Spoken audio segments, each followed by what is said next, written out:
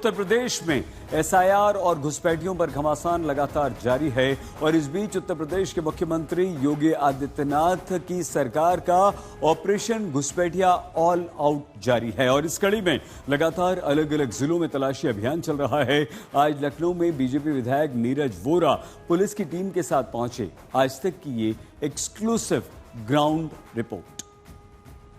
उत्तर प्रदेश में अवैध रोहिंग्या और बांग्लादेशियों के खिलाफ पूरी तरीके से धरपकड़ जारी है। बीजेपी के विधायक पुलिस के साथ मौजूद हैं, लेकिन आपको मैं दिखाऊं कि यहाँ पर एनआरसी की तस्वीर, इसमें जो दो नाम है ये पति पत्नी है। ये नाम बताइए क्या है, इनसे कुछ पूछते हैं। नाम बताइए क्या है? ये सबूरुद्दीन और डालिमोन निसा पति पत्नी है ये दो नेम। लेकिन जो एनआरसी का है उसमें एक एक्सेप्टेड है, दूसरा रिजेक्टेड है। यानी कि जो रिजेक्ट है उसको सरकार, भारत सरकार, उत्तर प्रदेश सरकार या कह सकते हैं जो भी एनआरसी करा रही है वो इसको मान्य नहीं कर रही है। अब ऐसे में वो कहाँ है, ये डालिमोन निशा कहाँ है? इस समय गाँव में है, लेकिन उनको तो रिजेक्ट हो गया, यानी कि वहाँ की भी नहीं मानी जाएंगी। उधर मान रहे हैं तो क्यों नहीं मानेगा? देखिए ये साफ तौर से इनको पूरा नहीं मालूम है कि आखिर इसका क्या वैलिडिटी है, क्या एनआरसी फॉर्म है।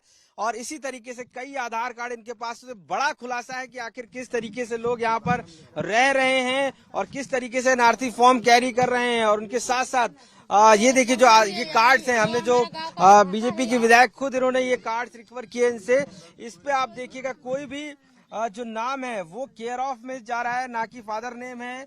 यानी कि ये आधार कार्ड सब पूरे अब जा रहे हैं चेक कराने के लिए कि आखिर ये आधार कार्ड कहाँ से आए हैं, कौन लोग हैं ये, और कैसे इतने तादाद में आधार कार्ड बन गए हैं। जो ये रिजेक्टेड नाम है ये बता रहे हैं, तो ये कह रहे हैं कि सरकार हमें बताई नहीं। मैं ये कह रहा हूँ कि एनआरसी सिर्फ वहाँ असम में ही वैलिड है, असम गवर्नमेंट ही इशू करती है, ये सेंट्रल गवर्नमेंट का नहीं है या किसी अन्य स्टेट का नहीं है।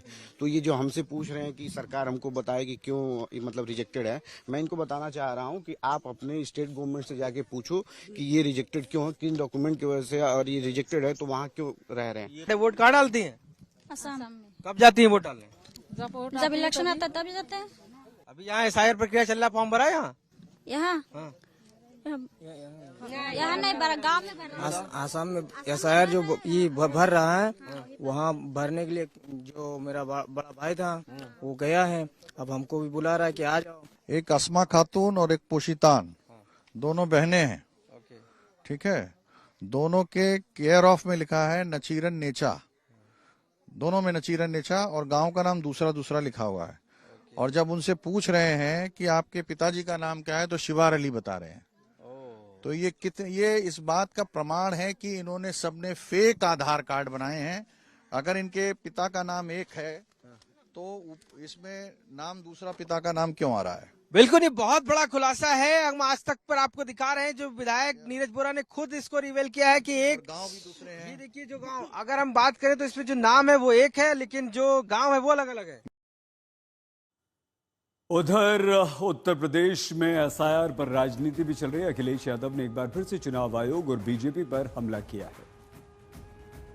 एसआईआर और इलेक्शन कमीशन को वोट बढ़ाने के लिए काम करना चाहिए कि वोट बढ़ें। और मैंने जैसा कहा और फिर कहता हूं कि यूपी में 3 करोड़ से ज्यादा वोट कटने जा रहे हैं। अगर आप सोचें 3 करोड़ वोट अगर कट जाएंगे, और बीजेपी इलेक्शन कमीशन मिलकर के ये साजिश कर रहे हैं कि जहां जहां बीजेपी हारी है वहां पर वोट ज्यादा काट दें, तो ये तो साजिश है। लोकतंत्र में, डेमोक्रेसी में साजिश है। और ये एसआईआर नहीं है, एसआईआर के बहाने एनआरसी है। जो एनआरसी ये सीधी लागू नहीं कर सकते थे।